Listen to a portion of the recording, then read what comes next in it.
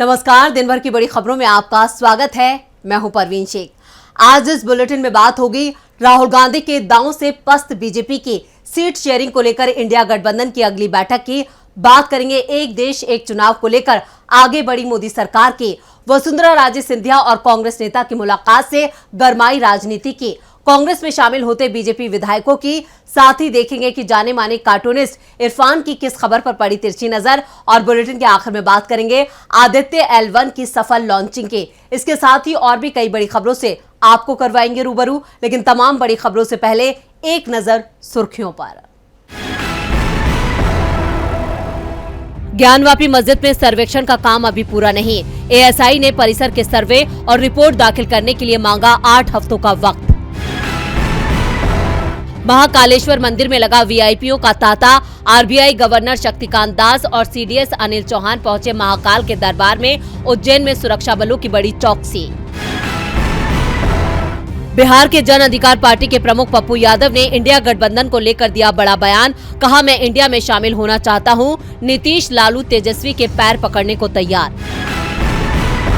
छत्तीसगढ़ में बीजेपी के आरोप पत्र पर सीएम भूपेश बघेल का पलटवार। बोले 104 पन्ने के आरोप में कार्टून ज्यादा हैं। ये तो थी सुर्खियां और अब बात आज की सबसे बड़ी खबर की। छत्तीसगढ़ में जल्द ही विधानसभा चुनाव के लिए डंका बजने जा रहा है। इसके लिए राजनीतिक दलों ने अपनी कमर कस ली है। कांग्रेस लगातार अपनी सत्ता को बचाने की जुगत में है। इसके लिए सीएम बघेल के साथ साथ कांग्रेस सांसद राहुल गांधी ने भी जोर लगाना शुरू कर दिया।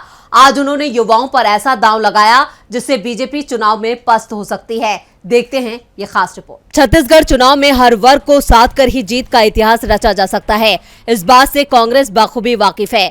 यही वजह है कि वो जैसे जैसे चुनाव करीब आ रहे हैं वैसे वैसे महिलाओं से लेकर युवा वोट बैंक को अपनी तरफ कर रही है।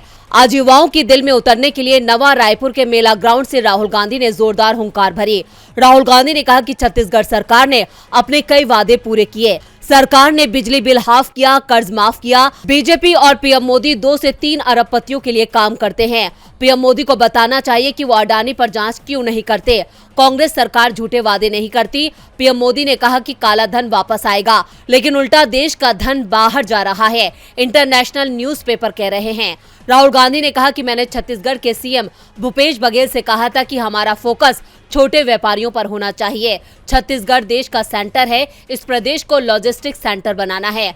राहुल ने सिर्फ युवाओं को साधने की कोशिश नहीं की, बल्कि आदिवासी वोट बैंक पर भी निशाना लगाया। उन्होंने कहा कि आदिवासी देश के असली मालिक हैं। हम उनके अधिकारों की रक्षा कर रहे हैं, लेकिन बीजेपी उनके लिए वनवासी शब्द का इस्तेमाल करती है। इस शब्द के पीछे उनकी गलत सोच है। बीजेपी कहती है कि वो सिर्फ जंगल में रहें, आगे ना बढ़ें। कांग्रेस सरकार कहती है कि जंगल के साथ उन्हें अपने सपने पूरे करने का भी हक है। कांग्रेस सांसद ने आज आदिवासियों को लुभाकर तीर एकदम निशाने पर मारा है, क्योंकि छत्तीसगढ़ की सियासत में ऐसा कहा जाता है कि आदिवासी वोटर जिस पार्टी के साथ जाता है, राज्य में उसकी सरकार बनती है। छत्तीसगढ़ की कुल आबादी करीब 2,75,00,000 है, जिसमें से 34% आदिवासी वोटर्स हैं। 2018 के विधानसभा चुनाव में कांग्रेस ने 28 आदिवासी सीटों पर जीत हासिल की थी। इस बार भी पार्टी का फोकस युवाओं से लेकर आदिवासियों पर है। अब देखना होगा कि क्या राहुल की रणनीति कारगर हो पाती है या नहीं। छत्तीसगढ़ में कांग्रेस की मजबूती से बीजेपी की चिंता बढ़ना लाजमी है। चिंता में तो इंडिया गठबंधन ने भी बीजेपी को डाल दिया है। मुंबई में विपक्षी गठबंधन इंडिया की तीसरी बैठक को लेकर सीएम नीतीश ने कहा कि सब कुछ ठीक हो गया है, सीट शेयरिंग में कोई प्रॉब्लम नहीं है, जल्द इस पर फैसला होगा। क्या है पूरी खबर, देखते हैं ये रिपोर्ट। बिहार के मुख्यमंत्री नीतीश कुमार मुंबई में हुई इंडिया गठबंधन की तीसरी बैठक में शामिल होने के बाद वापस लौट चुके हैं, जहां सीएम ने कहा कि हम लोगों की आपस में बहुत अच्छी बातचीत हुई, चिंता की कोई बात नहीं है, अब हम सब मिलकर लड़ेंगे। 5 तरह के कामों के लिए कमेटी बन गई है। केंद्र सरकार बहुत कुछ कर रही है। लोकसभा और विधानसभा के चुनाव एक साथ कराने की बात हो रही है। इसी के साथ मोदी सरकार पर निशाना साधते हुए नीतीश ने कहा, ये ना भाई, ये तो बात होगा हाउस में जो आएंगे प्रपोजल दे के आएंगे और उसी समय ना एक एक चीज कहा जाएगा। क्या हो रहा है? हम तो पहले ही से ना मेरा डाउट है कि भाई देखिए, ये पहले ही चुनाव कराने के चक्कर में, क्योंकि इनको लग रहा है कि विपक्ष की एकता हो रही है, तब खतरा में वो आ गए, इसलिए जल्दी चुनाव ना हो के बहुत तरह की बात है। तो क्या होगा, हाउस में सब चीज का डिस्कशन होगा। विशेष तो सत्र में क्या आप लोग कास्ट सेंसस का मुद्दा भी उठाएंगे सदन में? अरे भाई सारी बात होगी ना, चिंता भी क्या कर रहे हैं, अभी चिंता मत करिए, उस समय जिस समय बुलाएंगे उनका प्रपोजल होगा। नीतीश के अलावा मुंबई में इंडिया गठबंधन की बैठक में हिस्सा लेने वाले तेजस्वी यादव ने भी बीजेपी और पीएम मोदी पर हमला बोला है। उन्होंने कहा कि जनता जो मजबूत विकल्प चाहती थी वो विकल्प हम तैयार कर रहे हैं। समन्वय समिति बन गई है। वन नेशन वन इलेक्शन से पहले उन्हें वन नेशन वन इनकम करनी चाहिए। पहले लोगों के साथ आर्थिक न्याय करें। बीजेपी पूरे देश पर कब्जा करना चाहती है। दिल्ली में फलना उल्टा सीधा ऑर्डिनेंस ला करके पास करा लिए कब्जाने के लिए ना, तो वही चाहते कि देश में लोग कब्जा कर ले, राज्यों को खत्म करके खाली केंद्र रहे और बाद में बोलेंगे कि one leader, one nation one leader, one nation one party. कहाँ जा रहे हैं, किस रास्ते जा रहे हैं? वन नेशन वन रिलीजन, ये सब बेकार की बातें है ना। ये तो हिंदुस्तान को बर्बाद किया जा, संविधान को खत्म करने का प्रयास किया जा रहा है। इंडिया गठबंधन की मुंबई में हुई तीसरी बैठक में कई अहम फैसले लिए गए हैं, जिसका असर आने वाले चुनावों और लोकसभा चुनाव 2024 में दिखेगा। वहीं विपक्षी नेताओं ने अपनी एकजुटता से मोदी सरकार को ये संदेश दे दिया है कि आने वाले वक्त में बीजेपी को मजबूत गठबंधन से टकराना होगा। वहीं नीतीश ने कहा है कि आने वाले दिनों में इंडिया के साथ और दल भी जुड़ने वाले हैं, जिसकी कवायद में नीतीश जुटे हैं और इससे बीजेपी परेशान दिख रही है। इंडिया गठबंधन का तोड़ पीएम मोदी के पास भी नहीं है। ऐसे में अब पूरे मामले को दूसरी ओर ले जाने के लिए नया प्रयोग किया जा रहा है। देश में एक देश एक चुनाव की तैयारी शुरू हो गई है और आज केंद्र सरकार ने इस मामले में एक कमेटी का गठन भी कर दिया। तो किसे मिली कमेटी में जगह, देखते हैं ये रिपोर्ट। एक देश एक चुनाव को लेकर केंद्र सरकार ने एक कदम और बढ़ा दिया है। 31 अगस्त को पूर्व राष्ट्रपति रामनाथ कोविंद की अध्यक्षता में पहले ही कमेटी के गठन का ऐलान हो चुका था और अब लॉ मिनिस्ट्री ने कमेटी में शामिल नामों का ऐलान भी कर दिया है। इसमें पूर्व राष्ट्रपति सहित 8 लोगों को जगह दी गई है और कमेटी के अध्यक्ष के रूप में रामनाथ कोविंद का नाम पहले ही सामने आ चुका था, जबकि सदस्यों में अमित शाह, अधीर रंजन चौधरी, गुलाम नबी आजाद, NK सिंह, सुभाष कश्यप, हरीश साल्वे, संजय कोठारी को जगह दी गई है। इसे लेकर केंद्रीय संसदीय कार्य मंत्री प्रहलाद जोशी ने कहा, अभी कमेटी बनाई गई है। ये कमेटी अपनी रिपोर्ट तैयार करेगी, जिस पर चर्चा कराई जाएगी। कमेटी में शामिल लोग संविधान के विशेषज्ञ और परिपक्व हैं और वहां चर्चा होगी, इसलिए किसी तरह अभी इस पर शंका नहीं करनी चाहिए। भारत को लोकतंत्र की जननी कहा जाता है, यहाँ विकास हुआ है। मैं संसद के विशेष सत्र के एजेंडे पर चर्चा करूंगा। एक देश एक चुनाव के सहारे बीजेपी की कोशिश विपक्षी एकता में सेंधमारी की है, लेकिन उसमें वो कामयाब नहीं हो पाएगी। ये विपक्षी दलों की मजबूत एकता से साफ हो गया है। उल्टा बीजेपी में ही टूट होती दिख रही है, क्योंकि पूरे देश में पार्टी के नेता नाराज दिख रहे हैं और राजस्थान में तो नाराजगी कुछ ज्यादा ही दिख रही है। और अब जो खबर आ रही है वो तो बीजेपी के लिए राजस्थान में जीत की संभावना को पूरी तरह से समाप्त कर सकती है। राजस्थान में बीजेपी वसुंधरा को सीएम उम्मीदवार घोषित नहीं करेगी। इस बात का ऐलान बीजेपी हाईकमान कर चुका है, जिसके बाद से ही वसुंधरा की नाराजगी की खबरें भी आ रही हैं। और इस बीच आज वसुंधरा राजे सिंधिया ने कांग्रेस सांसद और राजस्थान चुनाव के लिए कांग्रेस की स्क्रीनिंग कमेटी के चेयरमैन गौरव गोगोई से मुलाकात की है। दोनों नेताओं के बीच क्या बात हुई ये अभी तक सामने नहीं आया है। इसे सिर्फ औपचारिक मुलाकात कहा जा रहा है, लेकिन मुलाकात की जो तस्वीरें सामने आई हैं उनमें बड़ा संदेश दिखाई दे रहा है। उदयपुर एयरपोर्ट पर दोनों नेताओं के बीच बैठक हुई। इस बैठक के बाद से चर्चाएं वसुंधरा के बीजेपी छोड़कर अलग पार्टी बनाए जाने की भी हो रही है। वैसे विधानसभा चुनाव बेहद करीब है और अब इतना समय नहीं है कि नई पार्टी बनाई जा सके, क्योंकि चुनाव आयोग में नई पार्टी को लेकर जो प्रक्रिया है उसमें कम से कम 4 महीने का वक्त लग जाता है और राजस्थान विधानसभा चुनाव 1 महीने में घोषित हो जाएगा। वैसे वसुंधरा राजे की ओर से इस तरह का कोई संकेत नहीं दिया गया है कि वो पार्टी छोड़ रही हैं, क्योंकि उदयपुर से वसुंधरा सवाई माधोपुर पहुंची, जहां बीजेपी की परिवर्तन यात्रा को पार्टी अध्यक्ष जेपी नड्डा ने हरी झंडी दिखाई और वसुंधरा राजे सिंधिया इस कार्यक्रम में शामिल हुए। पहले यहां तक खबरें आ रही थी कि वसुंधरा पार्टी अध्यक्ष के कार्यक्रम में शामिल नहीं होंगी। अब ऐसे सवाल उठ रहे हैं कि क्या वसुंधरा राजे सिंधिया बीजेपी को झटका देने की तैयारी कर रही हैं?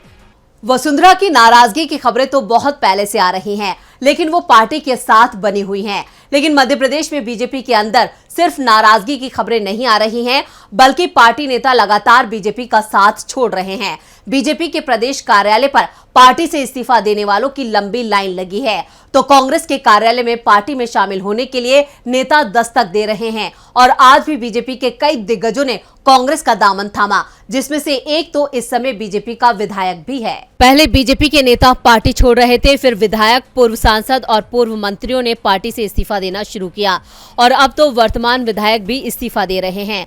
आज प्रदेश कांग्रेस कार्यालय पर बीजेपी छोड़कर कांग्रेस की सदस्यता लेने वाले दिग्गज नेताओं का जमावड़ा लग रहा है, जिन्हें पार्टी के प्रदेश अध्यक्ष कमलनाथ ने पार्टी की सदस्यता दिलाई, जिसमें शिवपुरी जिले की कोलारस विधानसभा सीट से बीजेपी विधायक वीरेंद्र सिंह रघुवंशी शामिल हैं।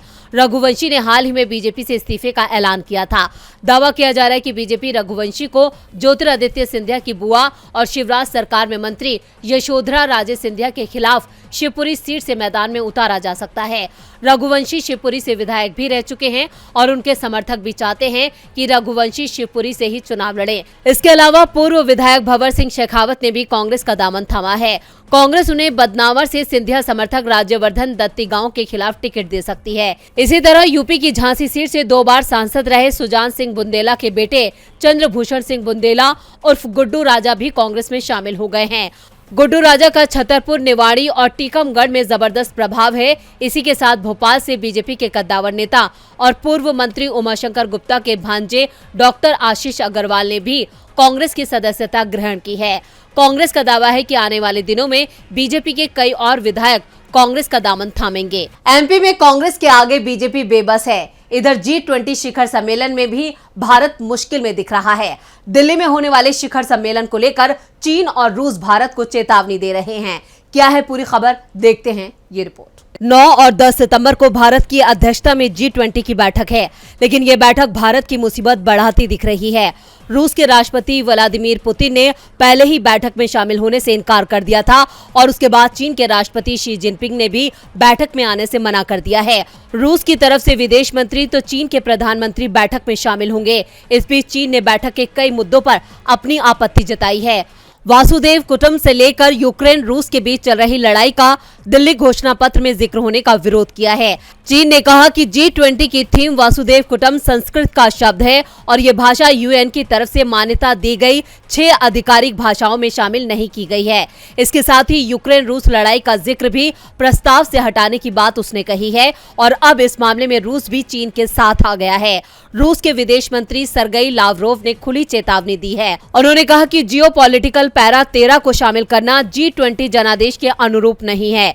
चीन और रूस से इसके बाद प्रस्ताव को मंजूरी देने से मना कर दिया है। रूसी विदेश मंत्री ने कहा कि रूस G20 शिखर सम्मेलन की अंतिम घोषणा पत्र को तब तक रोकेगा जब तक कि ये यूक्रेन और अन्य संकटों पर मॉस्को के विचारों के अनुरूप नहीं होगा। दरअसल जो दस्तावेज तैयार किया गया है उसमें यूक्रेन के खिलाफ रूस को आक्रमणकारी माना गया है और उसकी निंदा की गई, जिस पर चीन को भी आपत्ति है और रूस को भी। यहाँ पर भारत बुरी तरह से फंसता दिख रहा है। G20 शिखर सम्मेलन के बाद देखते हैं कि जाने माने कार्टूनिस्ट इरफान की किस खबर पर पड़ी तिरछी नजर।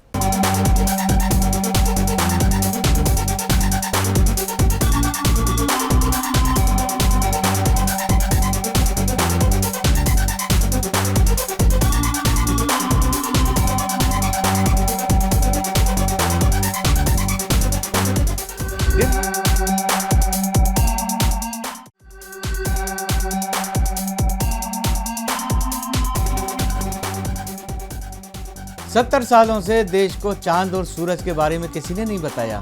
ये सरकार लोगों को उनके बारे में बता रही है और ये जनता है कि रोजी रोटी, रोजगार, महंगाई, पता नहीं क्या क्या बातें करती है।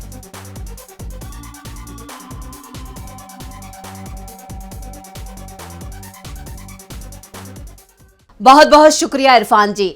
और बुलेटिन के आखिर में बात आदित्य L1 की लॉन्चिंग की। इसरो ने अपना पहला सूर्य मिशन आदित्य L1 लॉन्च कर दिया। सतीश धवन अंतरिक्ष केंद्र श्रीहरिकोटा से आदित्य L1 को लॉन्च कर दिया गया। मिशन के पेलोड्स को भारत के कई संस्थानों ने मिलकर तैयार किया है। इसरो की इस कामयाबी पर पीएम मोदी और कांग्रेस अध्यक्ष खड़गे सहित देश के तमाम नेताओं ने शुभकामनाएं दी हैं। तो कैसे इसरो ने रचा इतिहास, देखते हैं ये रिपोर्ट। भारत का पहला सूर्य मिशन आदित्य L1 आंध्र प्रदेश के श्रीहरिकोटा में सतीश धवन अंतरिक्ष केंद्र से लॉन्च हुआ, जिसकी तस्वीरें सोशल मीडिया पर तेजी से वायरल हो रही हैं। आप भी देखिए ये अद्भुत तस्वीरें।